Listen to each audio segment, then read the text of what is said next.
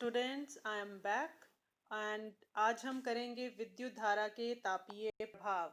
अभी तक आपने विद्युत धारा के चैप्टर को जब हमने स्टार्ट किया था तो आपने पढ़ा था कि विद्युत धारा कैसे बहती है, परिपथ क्या होता है, कैसे बनाते हैं।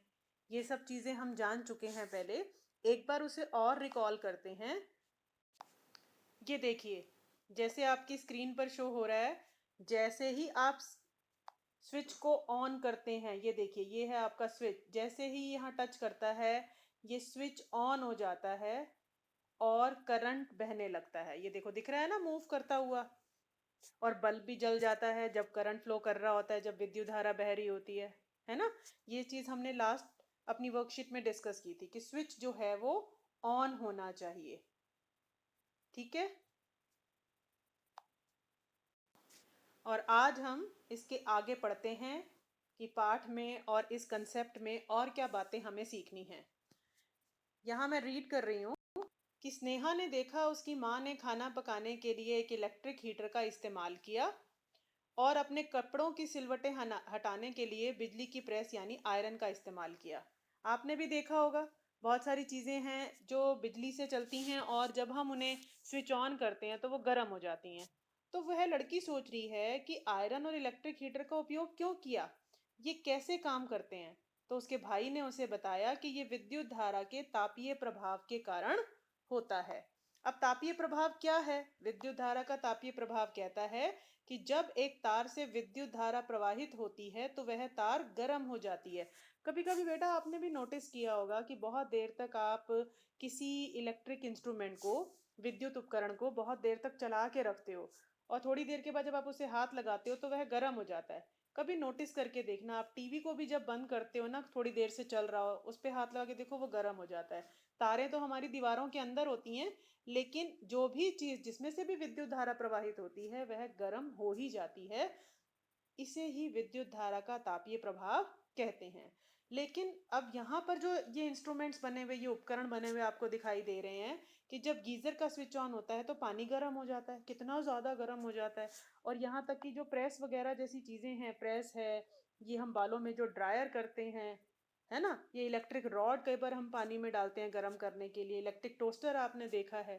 कितनी ही सारी ऐसी विद्युत के उपकरण हैं जिन्हें चलाने पर वे चीजों को गर्म करती हैं। तो आखिर ऐसा उनमें क्या है? तार तार भी गर्म होती है, विद्युत धारा उसमें से बहती है तो तार भी गर्म हो जाती है। लेकिन ये ज्यादा गर्म क्यों होते हैं, ये वाले जितने भी इस तरह के उपकरण हैं? तो आइए इनके बारे में जानते हैं कि इनके अंदर कुछ एक खास तरह का तत्व होता है।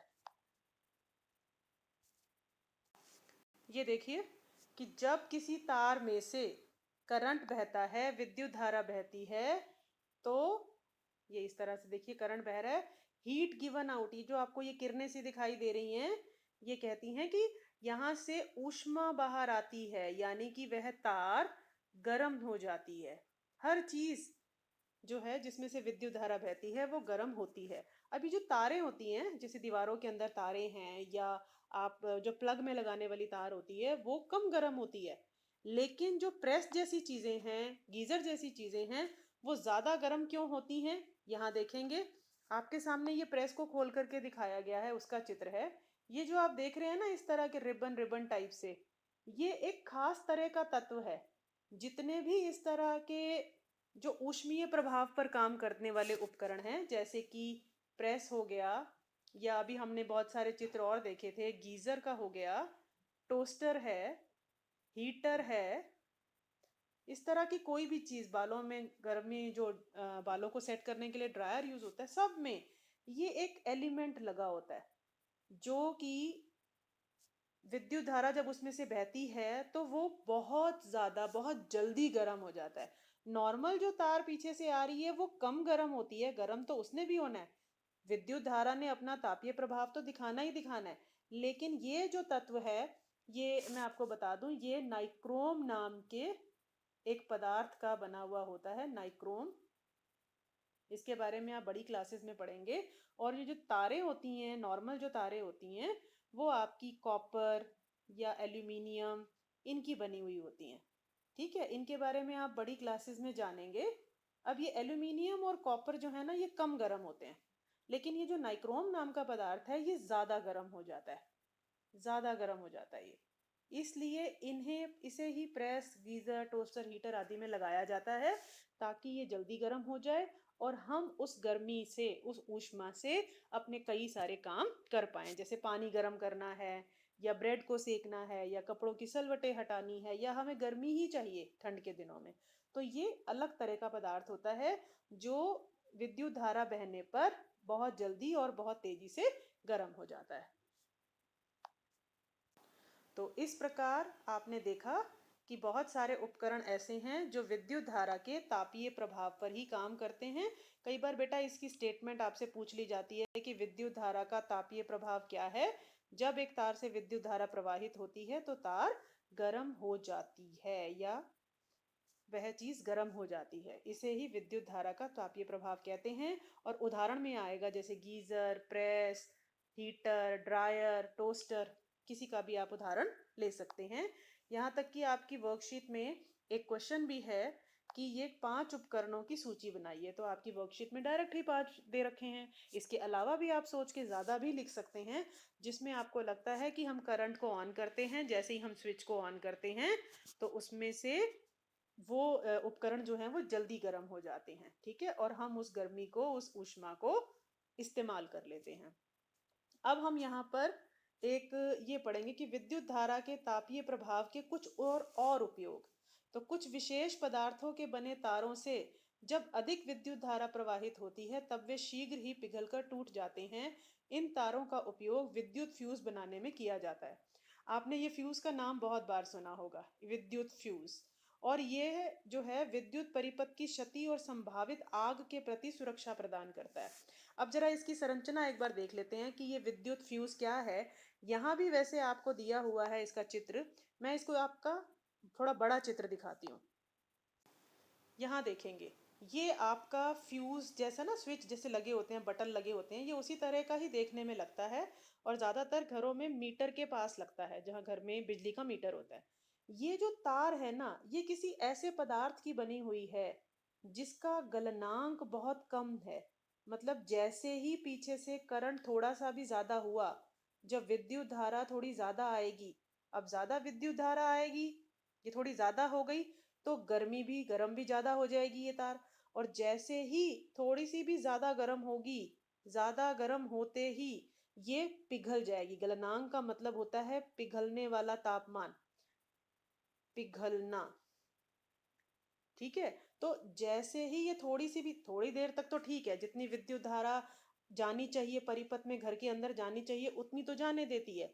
लेकिन जैसे ही थोड़ी सी भी विद्युत धारा बढ़ेगी तो इसके अंदर गर्मी ज्यादा पैदा हो जाएगी, वो गर्म हो जाएगी और पिघल कर टूट जाएगी।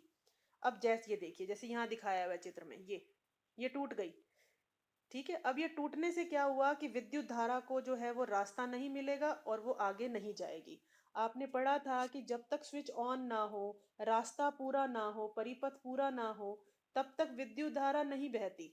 तो ये इसने क्या किया, जैसे ही थोड़ा सा भी ज्यादा विद्युत धारा आई पीछे से, थोड़ी सी भी बढ़ गई, तो ये गर्म हो जाएगी, पिघल कर टूट जाएगी और परिपथ को तोड़ देगी। और परिपथ को तोड़ने से क्या होगा कि ज्यादा विद्युत धारा आगे हमारे घर के सर्किट में, घर के परिपथ में नहीं जा पाएगी और इस प्रकार से हमारे घर के उपकरण बच जाएंगे। क्योंकि बेटा जैसे फ्रिज है, टीवी है, ऐसे बहुत सारे यंत्र हैं जिनको अगर ज्यादा विद्युत धारा चली गई ना उसके अंदर तो वो खराब हो सकते हैं। इसलिए फ्यूज का इस्तेमाल किया जाता है। कई बार आपने घर में बात करते सुना होगा, अरे फ्यूज उड़ गया, है ना। या आजकल तो फ्यूज की जगह क्या चलता है, एमसीबी। तो एमसीबी जा करके आप ऊपर उठा देते हो, आप जाते हो घर में, देखा आपने लाइट चली गई है, तो आपने देखा जा करके बाहर मीटर के पास कि एमसीबी डाउन हुई हुई है। आप क्या करते हो, उसको उठा के ऊपर कर देते हो। इससे क्या होता है, सर्किट दोबारा पूरा हो जाता है और फिर से लाइट आ जाती है घर में। एक्चुअली होता क्या है, कई बार पीछे से विद्युत धारा जो बिजली आ रही होती है वो थोड़े बिल्कुल एक आध सेकंड के लिए ज्यादा हो जाती है। उतने ही सेकंड्स में ये फ्यूज की तार टूट जाती है और हमारे सर्किट के अंदर ज्यादा करंट आने से रोक लेती है और हमारे उपकरण बच जाते हैं। थोड़ी देर के लिए भी अगर करंट ज्यादा हो गया तो वो खराब हो सकते हैं और इतनी देर में वहां से पीछे का सिस्टम ठीक हो जाता है। आप जाके एमसीबी ऊपर करते हो, या फ्यूज़ की तार बदल देते हो, जैसे पहले हुआ करता था ये तार ही बदल देते थे, आजकल थोड़ा कन्वीनियंट तरीका आ गया है एमसीबी का, तो वो ऊपर करते ही अब ठीक आ जाएगा करंट और घर की लाइट दोबारा आ जाएगी। ये देखिए ये बल्ब आपके सामने जल रहा है, तो अगर हम इसको छू लेंगे यहाँ पे तो क्या हो जाएगा, गरम लगेगा। क्यों गरम लगेगा, क्योंकि जिस भी चीज में से विद्युत धारा बहती है वह गरम हो जाती है। अगर थोड़ी देर से बल्ब जल रहा है तो वो गरम हो गया होगा, है ना। यही है विद्युत धारा का तापीय प्रभाव, विद्युत धारा का तापीय प्रभाव, कि जिस भी चीज में से, जिस भी तार में से विद्युत धारा गुजरेगी या करंट गुजरेगा वह गर्म हो जाएगा, इसलिए हमें इसे नहीं छूना चाहिए। ये भी बल्ब का बड़ा सिंपल सा डायग्राम है, अगर आप कभी एग्जाम में ज़रूरत पड़ती है तो इस चित्र को रेफर कर सकते हैं। ये जो बीच में दिखाया हुआ है ना, ये होता है बल्ब का फिलामेंट, बल्ब का तंतु।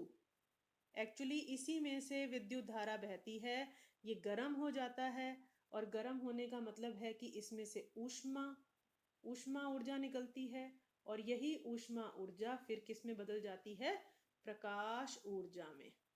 ठीक है, तो पहले विद्युत ऊर्जा आई, विद्युत आई किस में बदल गई, ऊष्मा में, ऊष्मा किस में बदली, प्रकाश में, और ये लाइट देना शुरू कर देता है। लेकिन थोड़ी ऊष्मा इसमें बनी रहती है, गर्मी बनी रहती है, ये गर्म हो जाता है, इसलिए हमें इसे छूना नहीं चाहिए। ठीक, आई होप आपको ये वर्कशीट अच्छे से समझ आई होगी, विद्युत धारा के तापीय प्रभाव।